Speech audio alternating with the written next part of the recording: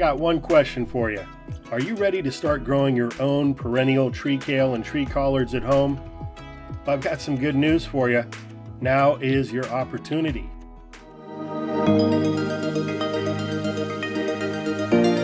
You see, over the last decade, I've been selectively breeding and harvesting seeds and cuttings from some of the most amazing varieties that were created right here on site in my backyard food forest.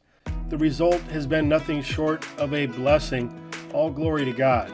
Because if it wasn't for God's creation and nature coming in, the bees helping me to cross-pollinate some of these abundant tree kale and tree collard varieties, then this never would have happened.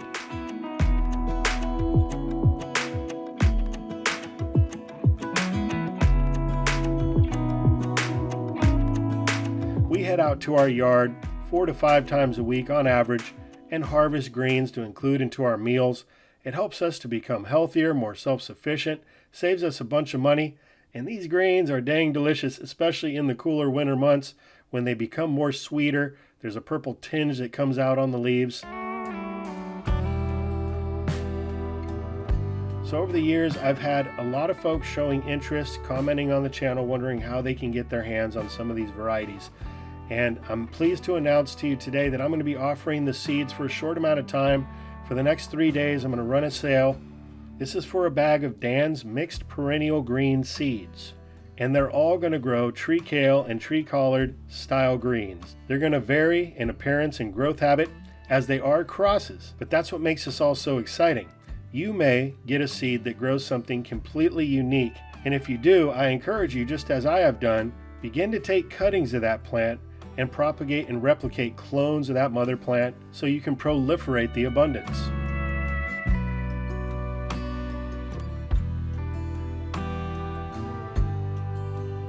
So if you're interested, I'm offering packs of 20 plus seeds and there's no shipping cost.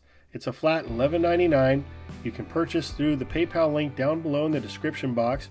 You don't need a PayPal account. Any credit or debit card will work, and I'll be shipping those out to you ASAP. And I sincerely apologize to all my international friends, but I'm currently only able to ship out seeds to folks located in the contiguous United States. I do appreciate your interest and patronage, and I thank you for your understanding. And included with every pack of seeds will be a brief set of instructions on how to get your plants growing. Right now is a wonderful time to get your seeds started, get them planted out this spring, allow them to mature over this growing season.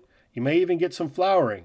And I'd encourage you the first year to cut back some of those flowers and allow the plant to focus its energy on the vegetative growth. And I'd recommend not allowing the plant to go to seed from flower until year 2. And after that, you can collect your own seed. You also notice that if you live in a place where kale will overwinter, you're going to have little seedlings sprouting up around the base of the mother plant with new varieties forming all the time as some of those seeds drop off the mother plant. So if you live in an area that allows you to overwinter kale and collards, then these plants are going to work out for you. And if you grow kale but you protect it, well, you can protect these plants as well. You don't have to allow them to get so tall. You can top them off and they'll become more bushy. Another option is to just not stake them up, and they'll kind of lean to the left or the right and continue to bush out from the offshoots. But all in all, this is just a wonderful crop to grow in your garden. It really turns into a free food for life situation with just a little bit of care. Doesn't require a whole lot. In fact, these plants are actually quite drought tolerant. But there's so many ways that you can include these greens into your diet. And by the way, this roughage plant does wonders for digestion, helps to really clean you out if you know what I mean. But you can saute them, you can boil them, you can add them into soups, add them into stews. Make green smoothies out of it. Make kale chips out of them. You can make veggie wraps. Or how about a green juice? You know, one of my favorite parts about growing these type of abundant greens in my garden is that I always have fresh greens on demand.